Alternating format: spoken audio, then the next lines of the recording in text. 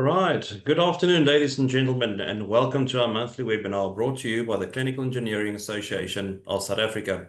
My name is Dirk Fourie, and I'll be your host for today's online webinar. Today, I have the honor of introducing to you one of our Gold Corporate members presented by RCA.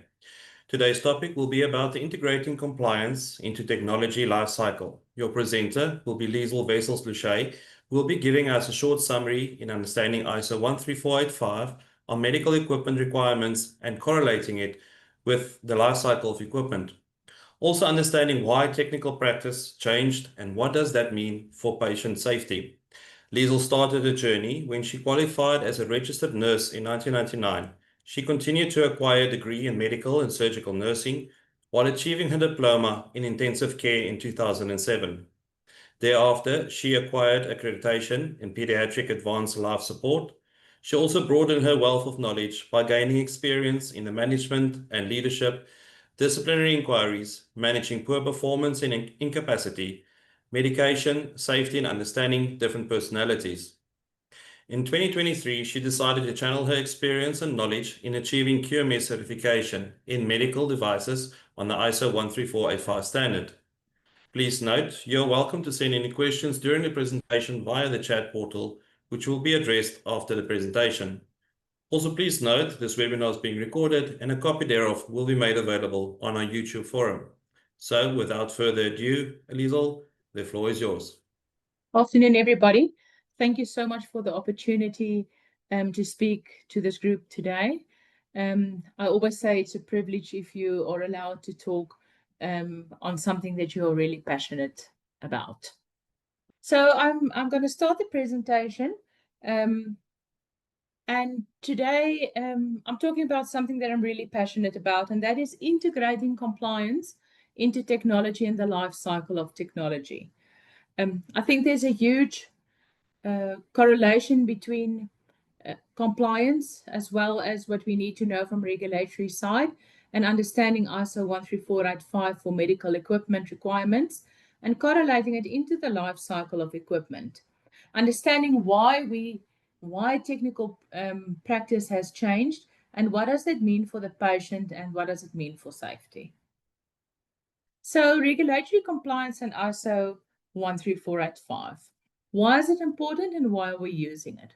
ISO 13485 of 2016 is an internationally recognized quality management system, and this standard was tailored specifically for medical device industries. As some of you might know and some of you might be aware of, we used to function in ISO 9001, but 9001 has a lot of environmental factors in, a lot of other entities into that. And as ISO developed, ISO then decided to make a specific medical device industry regulation for quality, and that became ISO 13485. Currently, we're working on the 2016 version, and there was some talk that that might have changed. Luckily for anybody that's in the industry and went through the painful acquirement of the ISO license, we heard about a week ago that 2016 has been extended for the next 5 years. So we will be operating on the same ISO standards that we all became aware of that's currently in the quality industry. ISO 13485 ensures the organizations consistently produce safe and effective medical devices, and this needs to meet both customer and regulatory requirements. What was life before ISO 13485 and what happened to life after 13485? If we look at the picture on the left, it looks a bit gloomy and gleam and a little bit disorganized, if I might say so myself. And if we look on the right-hand side of your screen, the only thing that ISO did was they said, let's organize and let's regulate the medical device industry. When I started out as a nurse, there was a ventilator. It either worked or it didn't work. We didn't know whether it was serviced. There was definitely not a service sticker on it. And at the end of the day, if something went wrong, we put it in the storeroom. We waited for someone to bring us another one. And if we were lucky, there were one at another bed. ISO brought a more organized concept to this to say, We need to be able, as the end user, know what we're using. We need to know that that medical devices is safe for the end user, meaning the person that stands next to the bed, but also the application of this equipment to a customer. Hence the picture on the right. How do we move from chaos to compliance? This is one of the biggest questions that I get asked in the industry and also people in our own company. And sometimes I maybe shouldn't refer to it as chaos, because it wasn't necessarily chaos. It was just not compliant. If we look at compliance and what do we need to get from it, we need to understand that there is two sides to regulation and two sides to ISO. On the one side, you have a quality standard, which is ISO 13485, and on the other side, you have a regulatory compliant part, which is regulated by SAPRA, and SAPRA, and some of it is written in the country's legislation. So the two of them can never stand alone, and the two of them can never work with one another or without one another. At the end of the day, we sometimes confuse what is regulatory and what is ISO. And the only thing that I want to say to the audience today is that it doesn't really matter. As long as you are compliant to what the standard says, you will automatically be compliant to what regulatory stipulates from you. The regulatory of ISO 13485 was written out of the international standard for medical devices, and this is also where our regulatory body SAPRA lives, and the prescriptions that SAPRA gives to every medical device company to say, this is what you need to comply with when you register with us or when you acquire a medical device license, a license to distribute, or a license to manufacture. So what is the key regulatory compliance requirements for ISO 13485? And I always like to explain it to people to say, this is really focusing on 5 building blocks. If you know what the 5 building blocks are and you work through them in any situation where you either confronted with medical devices that's dysfunctional, or something that you get that you might think is not up to standard, or medical equipment that's aging, incidents that happens in your institution. If you look at the 5 building blocks and you understand what the 5 building blocks means, you will understand how to react to the situation, and you will understand how to implement compliance as the end user, but also as medical device companies or as distributors. If we look at the first building block, it's called risk-based approach, and this is the ISO 13485 mandate. It says that every medical device carries a risk. It needs to be classified as a risk, and throughout the stages of this product and throughout the life cycle, we need to keep in mind what the risk is associated to this product. If we look at SAPRA, we can also see that SAPRA has incorporated this into their licensing and how we list equipment with them. You might have a Class A equipment that is a low-risk equipment, or you can have a Class C equipment like a ventilator, which obviously carries a higher risk and that it demands a higher compliance or more attention to detail. If we look at documentation and traceability, there's strict requirements for documentation, record retention, and traceability are essential for regularity audits. That being said, any person that carries an ISO 13485 license, whether it's for manufacturing or distribution, gets audited every 3 years to maintain your license, and the 2 years in between, you have a compliance audit where they will come and still verify that everything that they audited is still in place. So this is not a once-off license, and once you have it, we can go a bit rogue again, nothing like that. So once you have that license, you say, I as a company will commit to the standards of ISO 13485, and we are audited accordingly.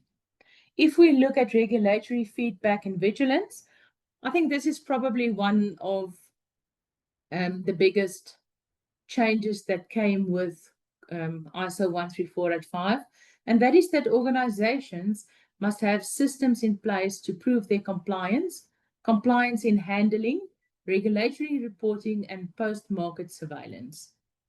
If I think about when I was an ICU nurse and an ICU manager, you bought a ventilator, and hardly ever when something even happened to that ventilator did you report it.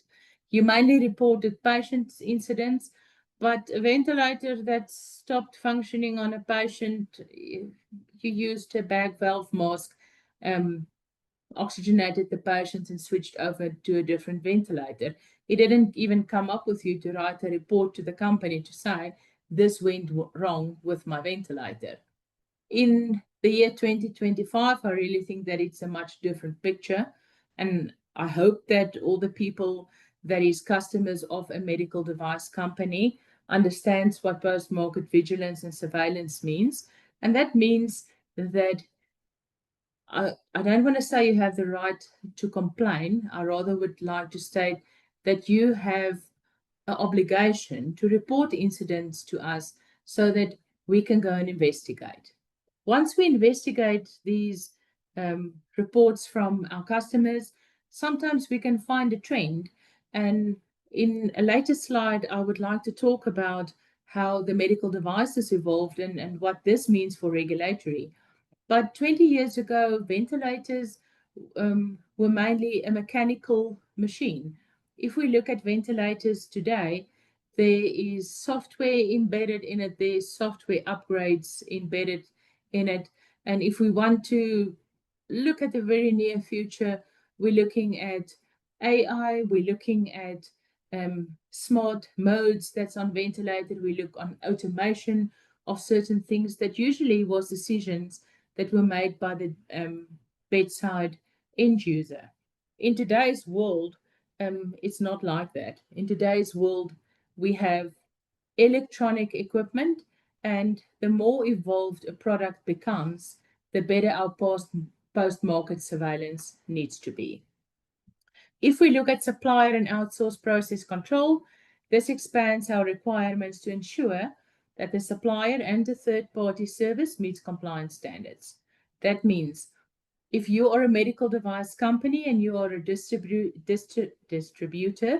of any medical device, we need to find a reputable source to supply us with medical equipment.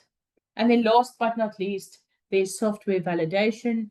And in today's life, where everything is electronic, software validation becomes a very big part of medical integration. We look at smart systems that's already in hospitals. We look at medical devices that can monitor your patient's pulse, heart rate, and give feedback to a monitor without a patient even being connected. If we look at that, that wasn't available 20 years ago, but in today's world, it's available, it's here, it's real. But fortunately for us, we can have the technology at our disposal, but that also comes with an impact on software validation. All this software needs to be validated. Every time that you upgrade the system, there needs to be a compliance test to see that everything is running. And with any other software, like your computer or your smart TV at home, I won't say your toaster, but anything else, if we look at that, there is things that can go wrong. It's somebody that programs a program.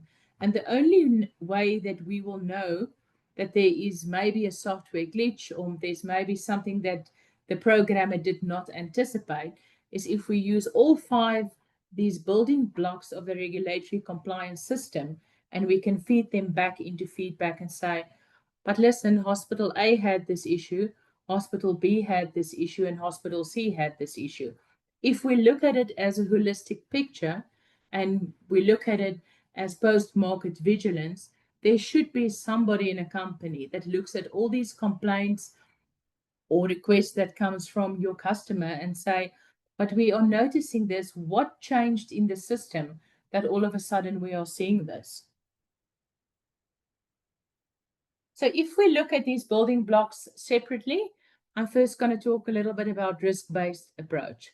So you need to evaluate and monitor your distributor as part of a supplier management system. That means every distributor that distributes medical devices needs to go and decide who is the customer that we are going to supply, what type of product are we going to supply, and what is the market that we are supplying in. You then have to go and find a reputable supplier, and that reputable supplier needs to be compliant with all the regulations in the country that they are from. If we look at SAPRA, SAPRA only accepts certain regulatory or mandatory fields or mandatory compliance for medical equipment. For instance, CE or FDA. CE we know is going to move to MDR soon, and there's a lot of companies that already applied for their MDR. They also accept Anvisa and Japan and one or two others. But in SAPRA, it's clearly stipulated which countries regulatory and which countries quality systems will be acceptable within the South African market. If we apply a risk-based approach to determine the level of control and oversight needed, we might look at the distributor, and you might look at products. Some products needs a different temperature control. Some devices needs an activation of certain keys and certain applications before they can be used. And that's why when we follow risk-based approach, there's certain steps that any medical equipment needs to go through before they eventually land in the hand of the end user.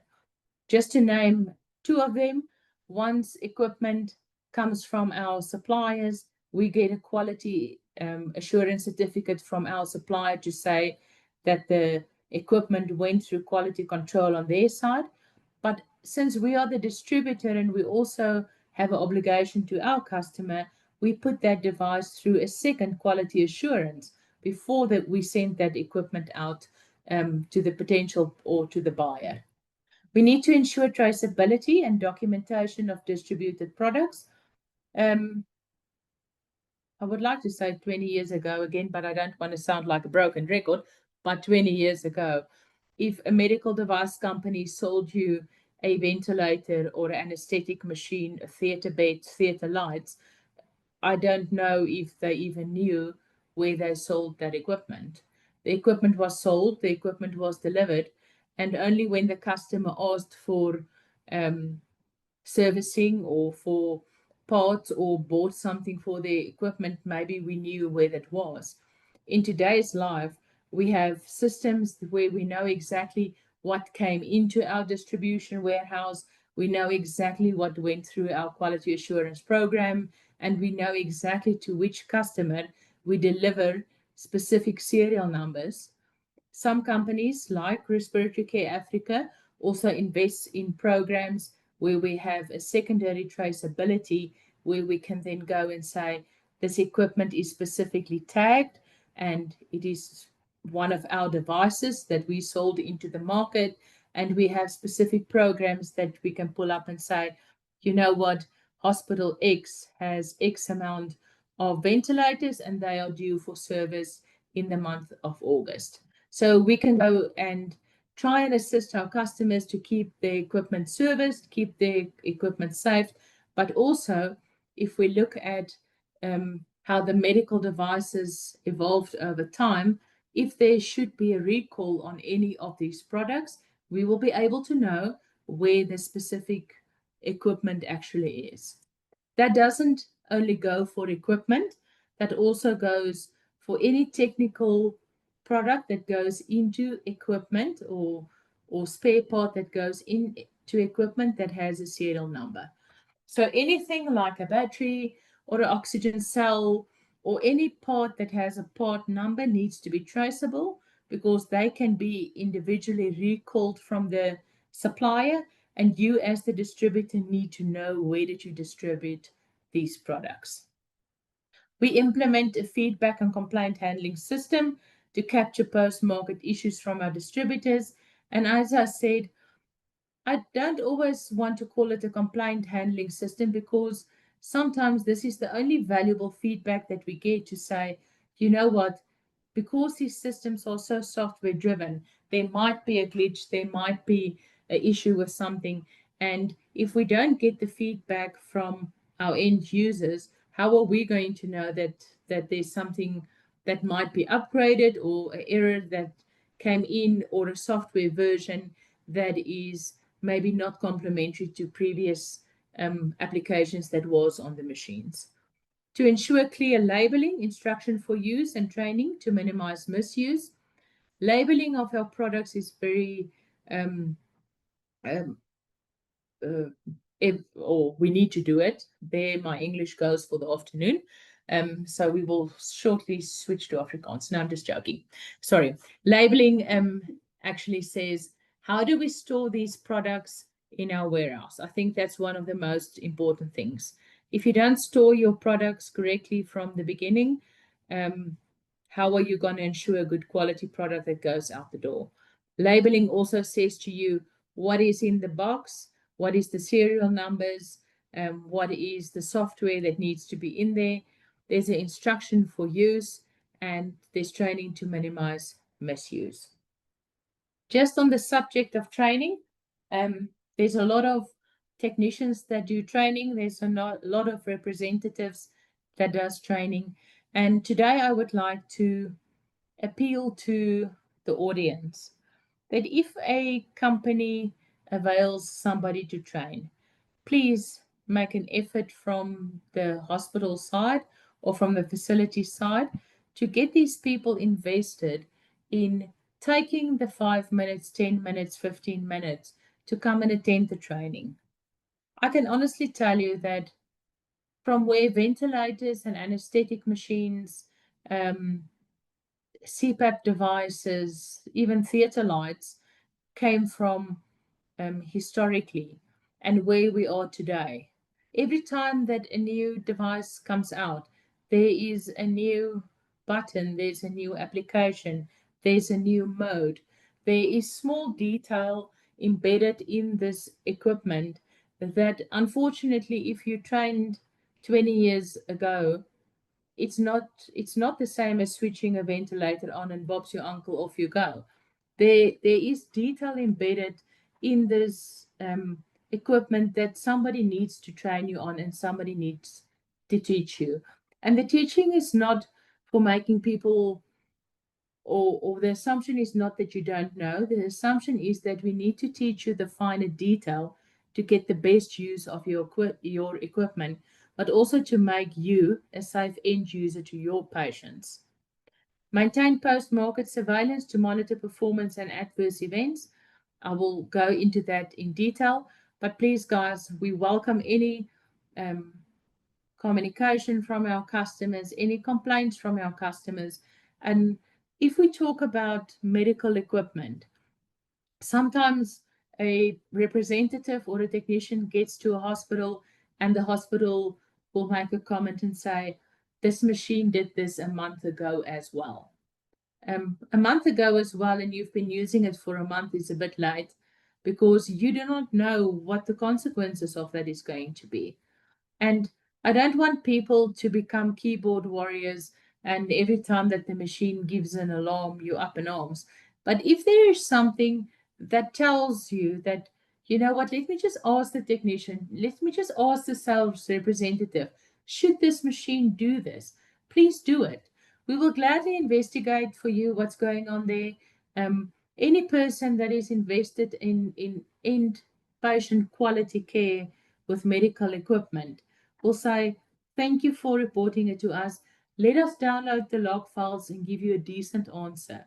It's better to be a little bit safe than to risk a patient's life and just think, you know what, maybe I saw this, maybe I didn't see it, maybe it's just a glitch, maybe it's not going to happen again. Post-market vigilance and reporting is probably one of the most important functions that is sitting at the side of the hospital, and to report this incidents timeously so that we can help you guys with that. If we look at documentation and traceability, there's two aspects that we need to look at. The first one is product identification, and the second one is traceability of record. So as a distributor, we must ensure that all medical devices are clearly identified throughout their life cycle. That means there needs to be a serial number on your equipment. And if it is a device from our company, you, for instance, will have your Respiratory Care Africa tag on it. That tag is your specific identifier to our technical management system, but we can also pick you up on a serial number should we not find the tag. But it is the distributor's responsibility to make sure that these devices are clearly identified. This includes using unique identifiers, like I said just now, serial numbers, batch numbers, or lot codes for certain products, and identification must be maintained from receipt throughout distribution to the end user. If we look at traceability records, these records need to be maintained and it needs to be comprehensive. ISO 13485 is very specific as to what needs to be in the traceability records of these devices. You need to have a device identifier, the date of receipt of dispatch, your destination details, who's the customer, where does he reside, where's the hospital address, and then any relevant environmental conditions. For instance, if you would ship some medical devices to a place that has very cold temperatures, you would need to note that. Or if you ship equipment to places that has extreme heat, you would also need to know that on your medical device identifiers. If we look at regulatory feedback and vigilance, there's two aspects there. The first one is complaint handling, and then the other one is regulatory reporting. And as a end user, this is something very important that we need to understand. Complaint handling means there is something happening to your device and you need to report it to your distributor, which in our case will be RCA, to receive to be able to attend to this device. The organization must have documented procedures to receive, record, evaluate, and investigate complaints. In our company, we are a team of 3 people that investigate all these complaints, and we literally have to sit and look through every single complaint. We pull the data to go and see how many oxygen cells had an issue, how many batteries had an issue, how many people reported the same software issue. So it is literally a full-time job doing this, but that ensures the safety of our patients. Your complaints can come from a customer, it can come from a healthcare provider, a distributor, or your regulators. And the important thing is that it needs to be reported in times. Once we have this complaint, there is regulatory standards at SAPRA and certain things that needs to be reported on the SAPRA website. One of them is an adverse event or incident. So any device that incurs injury or death to a patient must be promptly reported to regulatory authorities, and this reporting procedure ensures transparency. This also needs to be reported back to our suppliers because they also have a regulatory side on their side, whether it's FDA, EU, or MDR. Post-market surveillance is important if we look at regulatory feedback and vigilance. And the only thing that I would like to add here on top of everything that I already said about regulatory is that this is monitoring the device performance and safety after market release. Once a machine comes into our warehouse and is GRV'd in, and we do a quality assurance, we send this machine out as safe to use and your customer can use it. The only way that we know what is happening out there is if there is a performance issue and that performance issue is reported to us. Why does it matter? These processes close the loop in the quality management system and it ensures the real world feedback drives product improvement and risk mitigation.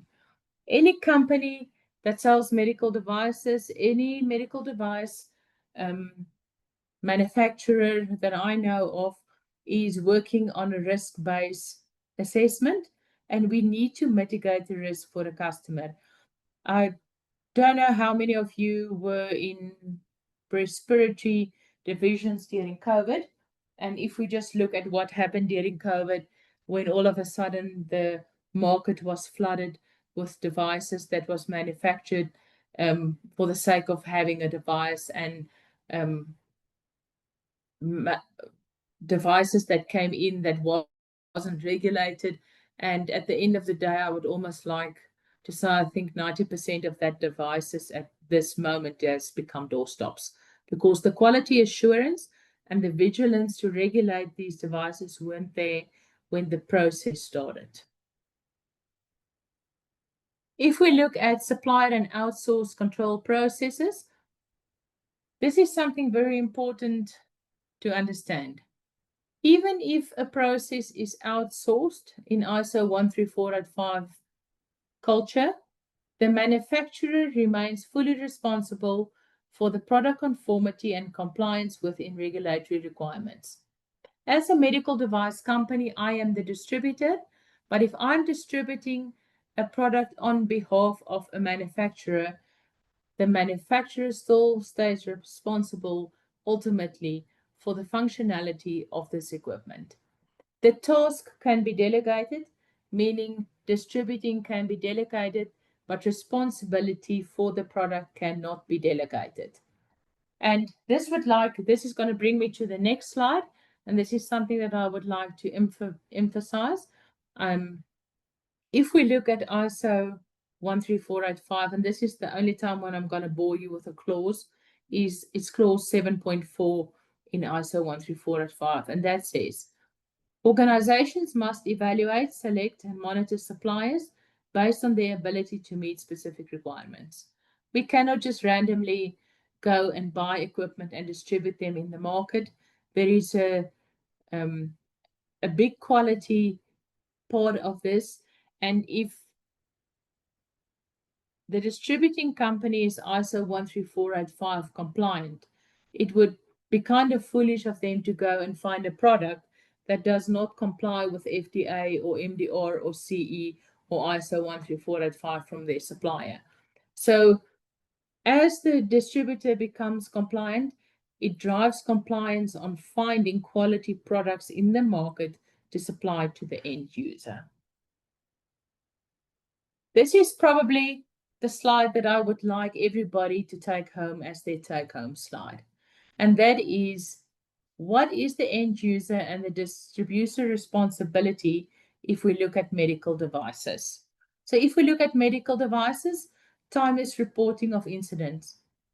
Please, people, you can't tell me a month later when the technician comes there to look at the anesthetic machine that the ventilator in neonatal ICU stopped 3 times, but we got it started again, and we don't know, it was an intermittent issue.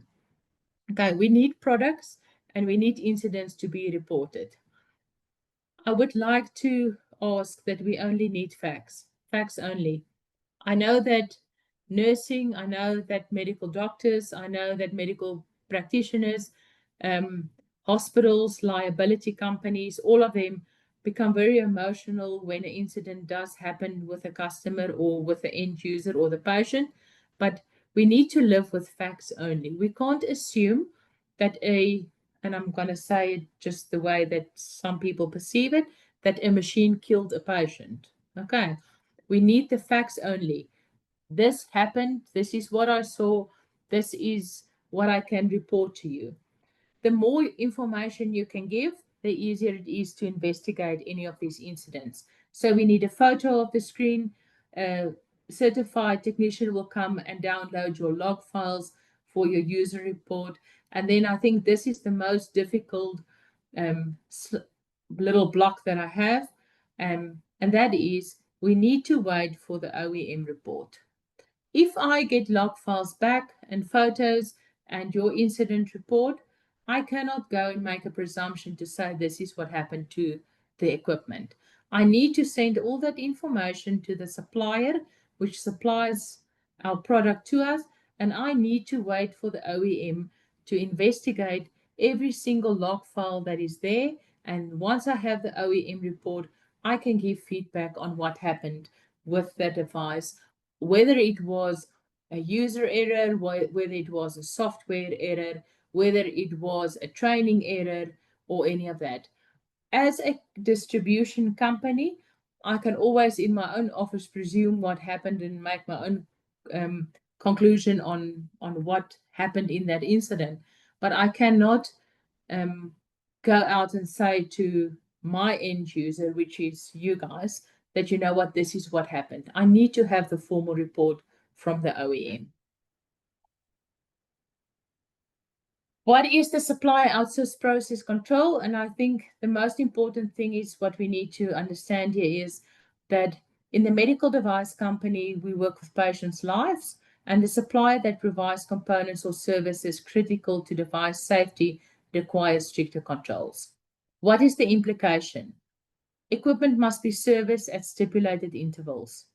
I know it's difficult for some places. Everything in life determines on money, but life-saving equipment is only as good as the service that they get. Traceability of all replaced components, oxygen cells, batteries, electronic parts, every one of them carries a serial number. And as a medical device distributor, but also having a manufacturing license to be able to service your equipment, we need to say that equipment X came out with battery Y, but currently I am now installing battery M into it.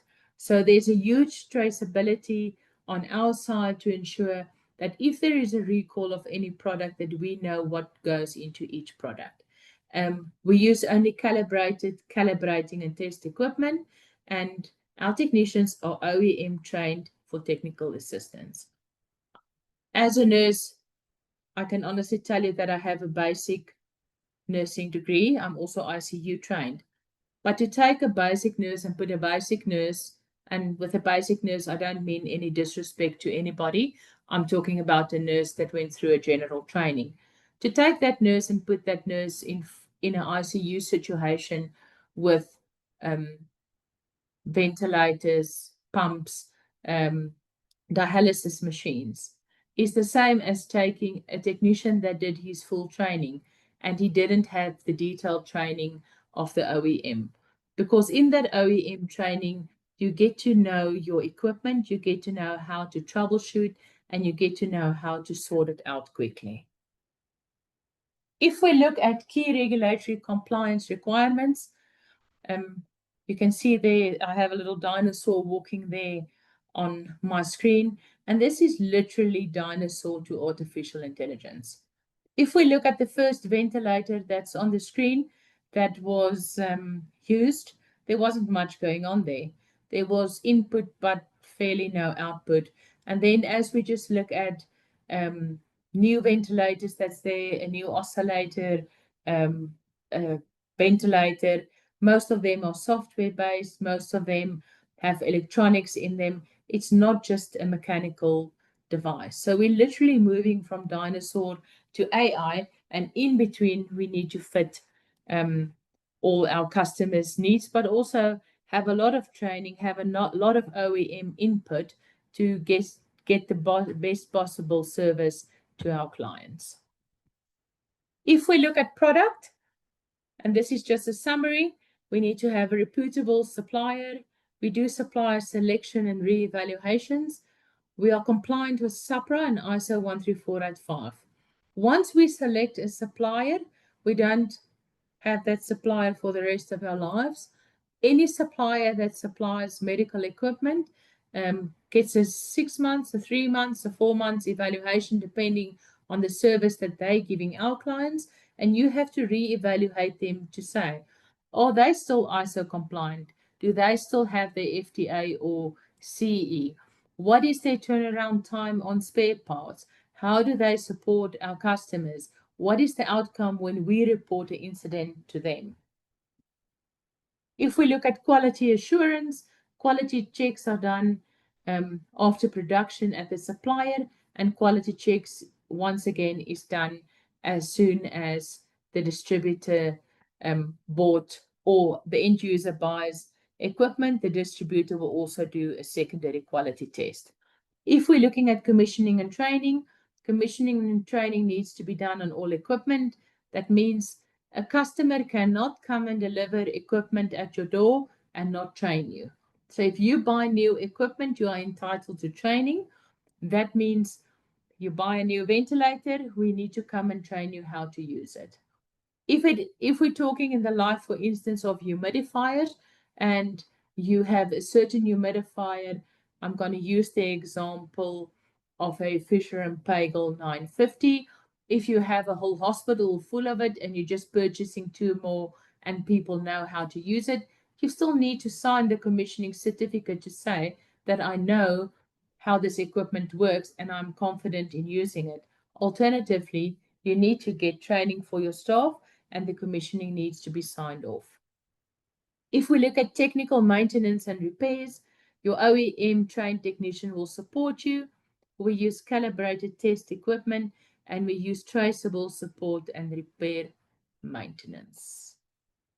And then if we look at decommissioning, which is the end of our life cycle, the life cycle responsible decommissioning of equipment. If we look at all of this together, this is what ISO 13485 brings to the world of medical equipment. It's in line with what the regulatory says of SAPRA, but it's also fairly in line with what European standards and American standards is for CE and MDR. And this is the product life cycle. And if we look in the middle of the screen, there's a traceability of all processes guided by your ISO 13485 guidelines. Any questions? Thank you, Liesl. I think that was quite an intense presentation. I think people don't really understand the importance of the paper trail. And I think sometimes we look at the paper trail and think, this is going to keep me busy forever.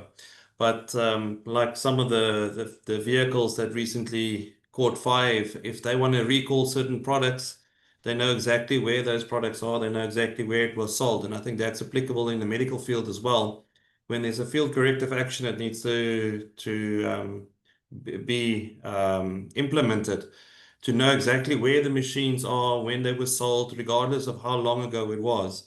Unless the hospital can prove that the machine has been discontinued, we need to try anything and everything possible and find the machine so that the field corrective action can be implemented. So well done, and thank you for that talk. Thank you, Dirk. We've got some questions in the comment section, so I'm going to start from the top and work my way down. We've also received some anonymous questions which I've posted. I'm going to start with Neil Steinman that asked, does the post-market surveillance requirements include a focus on cybersecurity risk that will constantly change over the life cycle of the device? Usually, if a risk is updated from the supplier side, the distributor will also get a notification that there was a risk identified from the supplier side, which might not have been identified when the product was launched. And then usually that risk is used as a FSCA or as a compliance implication. And they then require you to go to all your customers, and that's where traceability comes in, and go and either update your risk with them, give additional training to the risk, or if it's a software risk, to implement new software or wherever that would fit in. So usually it comes from the supplier, and the supplier would update you with a risk. You then have to handle it by contacting every single person that has that product. They have to sign acknowledgement of the risk. And if there's any software updates, software that needs to be updated, I presume this question was specifically regarding software and cyber. You would then have to sign acknowledgement that it was done. We only get signed off from the supplier once we can prove that all the equipment in our traceability log was completed, and we can tick that box. I hope that answers the question. Yes, thank you. There was another question after that from Milan. He's asking, is enforced procurement of best priced medical devices, regardless of product quality and evidence thereof, aligned with ISO 13485? And if not, what are the implications for healthcare provider? That's a very heavy question. If you ask me if best price um, is always aligned, I would say, um, in all honesty, I'm gonna just, and I'm not referring to anything. I am fairly biased. I'm in quality control, not in sales. I think there is a few cheaper nasties out there, and I think we are okay to call it cheaper nasties. Um, I don't always think that expensive necessarily means quality. I think how you handle the product through its life cycle might extend the quality of your product. But I think the most important thing when you look at equipment sales is what is going to be the clinical application and which product will serve my end user the best. You also need to look at um, what is the support that you're going to get. And I think that is sometimes something that people miss out on, or they miss that boat is do, and I fully encourage any end user to ask, what training did your people have in selling this product, supporting this product, but also the technician that's going to service this product. You're more than welcome to see the training certificate that he was OEM trained. And sometimes adding up to that training makes equipment a little bit more expensive. But what you get out of the distribution company and the commitment that you get from them sometimes needs to be incorporated in the decision that you make. But on the same hand, you must also go and have a look at your end user needs. I always say you do not sell a Maserati to somebody that really needs to drive a Ford Figo. Not that I have a Ford Figo, that's why I can say it. But you need to know what the end user is going to use it for. And I think that's the biggest decision. And then what is the support that you are going to get from the distributor regarding this product? Whether it is a cheap product, whether it is expensive product, what is the support that you're going to get out of it? Yes.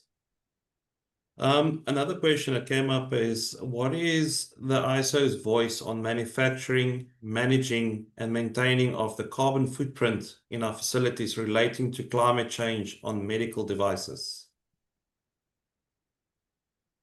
I think all medical device companies are looking at um, not destroying the world while we're trying to save a life, because at the end of the day, that life needs a world to live and breathe in. Hey, so I do think that there is a big focus on that. Although ISO 13485 does not specify carbon footprint, the actual manufacturer of medical devices is not just that they don't just need to be compliant with 13485, they also need to be compliant with 9001. And I know that carbon footprint and the environment is fairly well described in 9001. So the people that works in the actual factory and that parts of the supply chain does need to adhere to certain regulations in protecting our environment. Doesn't help to save someone to be able to take a breath and then there's no fresh air to breathe. Hey, so yeah, but it's described in 9001 and not in 13485.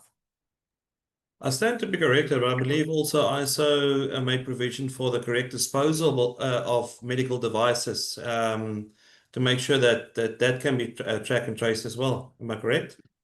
Definitely, Dirk. So the disposal of medical devices, and that's why that last part of the slide was decommissioning.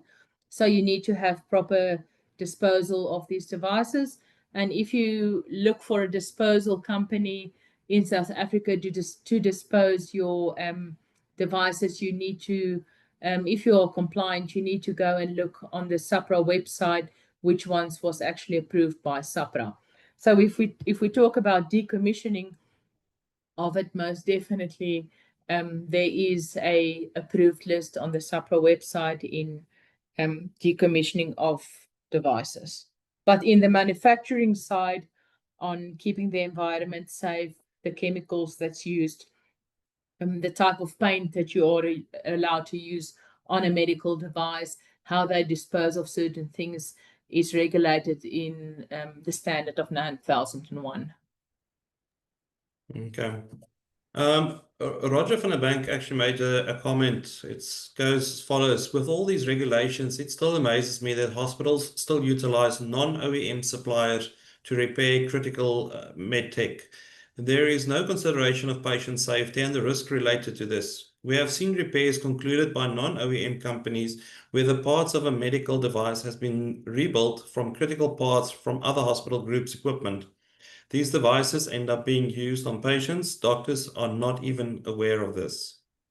Have you got any comment on that? I fully agree. I would like to say amen on that, but I fully agree.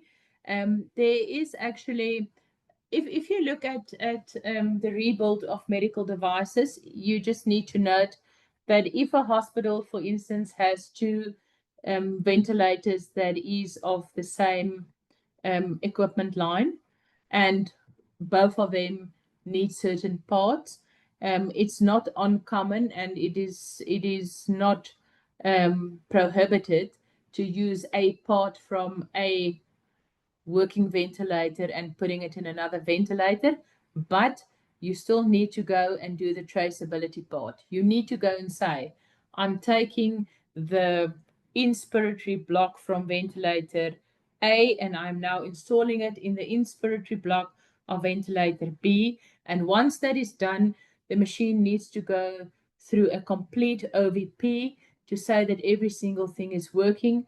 And if a hospital should require a technician to do that, that hospital must request it in writing, and that goes into the hospital file to say this was a request from the hospital and that this was not a we or the company back street fixes it in a dark alley. So it's not uncommon to use an inspiratory block from one machine if you have two machines down and you want to write off one of them. But you still need to keep the traceability to say inspiratory block of A moved to device number B. Because at the end of the day, if there's a recall on an inspiratory block or a battery or whatever, you need to still be to be able to identify where that part came from. You cannot just take two ventilators, rebuild a new one, and say, Bob's your uncle. Not going to work. So the traceability isn't taken away.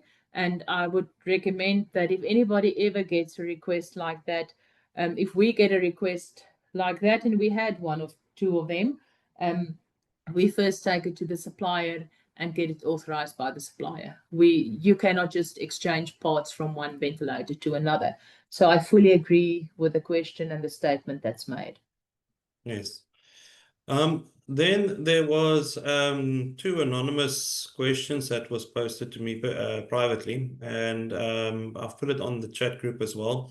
First one goes, how do you manage or how does third-party technical support influence your QMS system with regards to traceability and after-sales surveillance? In other words, when a hospital's clinical engineering department does repairs or services on your equipment, or if they sent your device to a third party.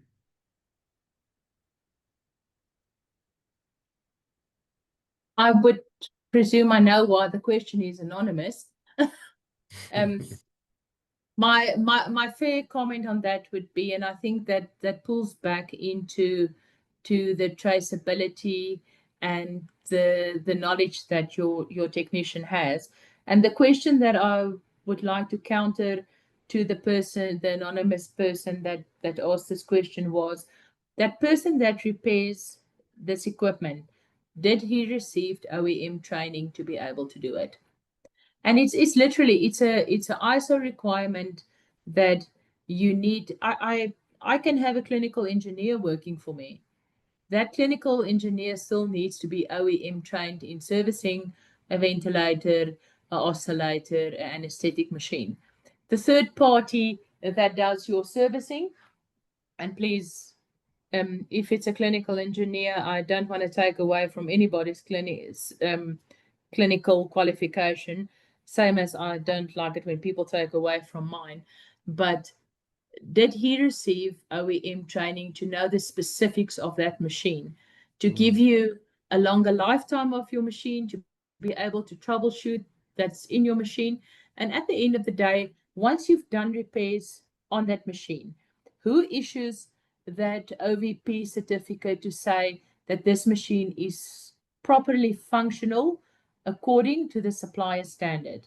And if we go back to my talk, we said that distribution can be a third party, but um, the responsibility of the product stays with the supplier. So what happens with that if we then have a third party that's not OEM trained that services our equipment? So that's my counter. I don't have the answer because I do know it happens. My only answer is if you service your own equipment and if third parties service equipment, what is going to happen if there is a patient incident? I can honestly say that I would then refer it to the third party to say, how are you going to handle this? Because incidents that needs to be reported to SAPRA, I can promise you, if a third party serviced equipment, I'm not going to put up my hand and say my technicians or my clinical engineers did the work if I cannot prove that the work that was done according to OEM standards. Yeah, I think the track and traceability on responsibility is a major issue. And then, like you say, if something does happen to a patient, who's going to take responsibility? If it can be proven that a third party was involved in the repairs of a machine, it null avoids all responsibility to the original seller of the equipment because the right protocols were not followed. And if pirate parts or aftermarket parts were utilized to repair the parts, there's no guarantee that it was done or installed correctly. So I think that's also very important where the ISO actually track and trace replacement parts. And on that, I would just like to also add that if the OEM stipulates that equipment needs to be serviced yearly, and the last service was done 3 years ago, and there's an incident on this equipment, I mean, where does the liability of that lie? You have no proof that, I mean, if you buy a new vehicle and you don't service your new vehicle and something happens, the warranty expires. Because how do you handle it if you didn't service that vehicle? Same goes for medical equipment. Yeah, yeah. There was another anonymous question on traceability. Once a device is obsolete and the hospital decides to either condemn or sell the device, how do you manage this? Or is there a specific time at which the distributor no longer takes responsibility for the device? Look, if a hospital doesn't have need for equipment anymore and they service and they send it or sell it to a third party, there's nothing that the distributor can do to prevent them from doing it except asking them very nicely not to. But you can't prohibit it. The question is, if you sell it to the third party and the third party still requests a service on it and it is still serviced, the machine stays as recognized as a serviceable device. On traceability, if we know where that equipment goes to, our technical platform, you can update the location of the equipment or the new owner of the equipment. On equipment that's obsolete, or I think we are referring to equipment that has reached end of life or end of support. And I think that's two different things that we just need to clarify. Sometimes we get an end of life letter from a supplier. That means they are no longer manufacturing this equipment. That doesn't mean that they are not supporting the equipment anymore. It just means they're not manufacturing it, but they still have manufacturing the parts and the support of this product. Once the supplier issues an end of support letter, it means that they are no longer taking liability for anything that happens with its equipment. So if you then chooses to extend the life of your ventilator or your anesthetic machine or whatever, and somebody services it, it can still be serviced if there is still spare parts available, and the spare parts are traceable. You can still replace whatever you need to replace, and you can still do a OVP for the customer, but the liability then goes to the customer that chooses to extend the life of that product. It will not go back to the supplier. Yeah, I think the one word that always stays synonym to ISO 13485 is track and traceability. So if a piece of equipment have moved from one hospital to another customer, if the supporting company is not made aware of it, then obviously they can't maintain it unless they are being contacted and say, listen, can we just change ownership of a device? Very similar to a car that we've just used as an example now as well. Then we're still utilizing the same guaranteed parts. But once a product goes off the market and support is no longer there, then the responsibility from the OEM, I assume, cannot be held accountable for whatever happens to that machine afterwards. No, so if the machine reaches end of life, meaning they're not manufacturing anymore, the supplier is still liable for it. But once they issue the end of support letter, they're not. Yeah. Then the what's the correct word? I would almost say the risk falls onto the person that decides to carry on using it. And there's a Yeah. lot of hospitals that do it, and we fully understand that medical equipment is expensive and you can't replace everything literally in the life cycle or whatever what happens. You can still service it. I can still issue you a OVP and try and make your equipment as safe as possible. But the liability then lies with the end user to say, we choose to follow this route. And I can't tell you that there's a right or a wrong to it. The only thing that I can say is that the supplier's liability stops there. Hmm. There was another comment made. I'm not fully familiar with this ISO standard. ISO 13485 cannot ideally be implemented without ISO 14971. Are you familiar with that ISO code? No, but Google is my friend. What's that? It says the International Standard for Risk Management for Medical Devices. It Mm? provides a framework for manufacturers to identify hazards, analyze and evaluate risks, control those risks, and monitor the effectiveness of the controls throughout the product entire life cycle. This standard is crucial for ensuring patient, user, and third-party safety. Yeah, but ISO 13485 does incorporate risk. Okay. I'm a So little bit out of my depth here on the 14971, so I'm not sure if you agree, but yeah. what is that ISO number, the second one? ISO 14971. That's just the risk management, um, the risk ISO standard. But if we look at the risk ISO standard, the risk ISO standard refers mainly, it's incorporated into SAPRA, so that is classifying your equipment according to risk. So that's one of the places where it is incorporated as, but we don't call it ISO 14971. We do a risk classification of the equipment, and then every single company that I know has a risk matrix. So you need to know what is your risk in distributing, what is your risk in devices, what is your supplier risk. So a lot of it is incorporated, although it's not a requirement of SAPRA to have it. Hmm. A comment made by the anonymous person has also said ISO 13485 is a standalone standard, and you don't actually need 14971.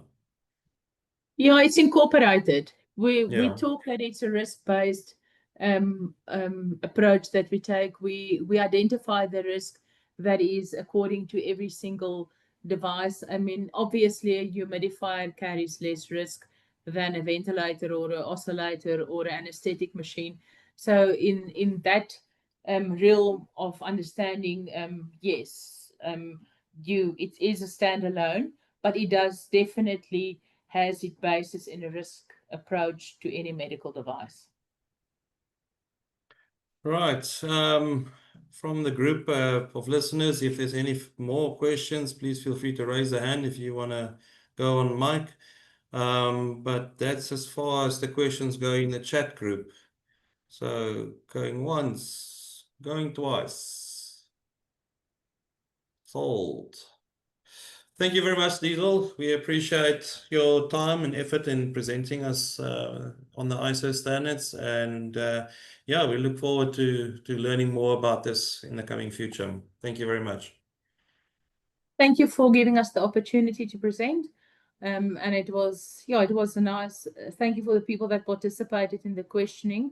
It's always nice if you know that people have their own questions and ideas and we can talk about it here. And thank you for Kiza for asking us to present this afternoon. We really appreciate the opportunity. Pleasure. Thank you for you. Thank you, everybody. Have a good evening.